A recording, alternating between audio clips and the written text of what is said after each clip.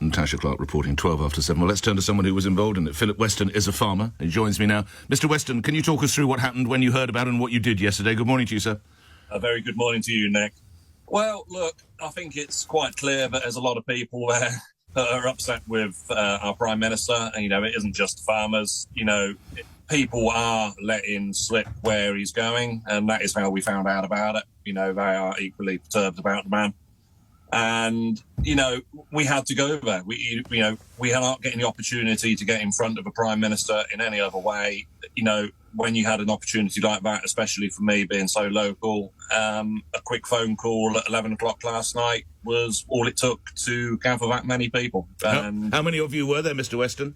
There were 35, and to be quite honest, yes, there was guys from Northampton Bucks, but there was a lot of guys also from Oxford and top side of Leicester. People are willing to travel.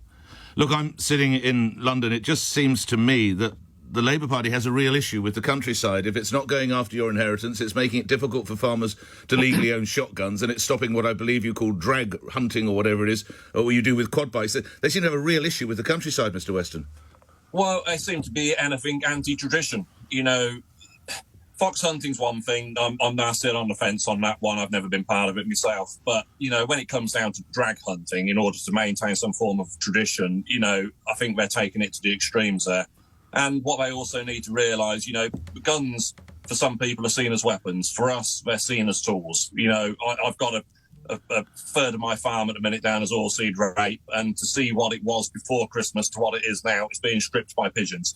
And, you do need these tools of your trade to go out there. We've got bird scarers on the go at the moment. They don't touch them. So, guns have their place, and that's what we use them for. Lastly, the protests go on, I sense, Mr. Weston, emboldened in a sense by what you and your colleagues achieved yesterday.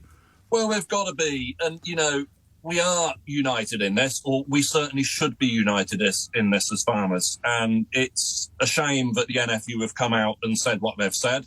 I think most people on their pages, and another group that have also come out and stood against it, I think it's showing that actually Farms to Action especially have got a greater backing now from the farmer doing the actual job in the field than what they have.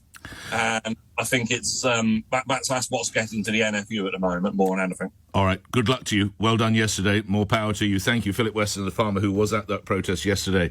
Well, I've nailed my colours to the farmer's mast. What about you?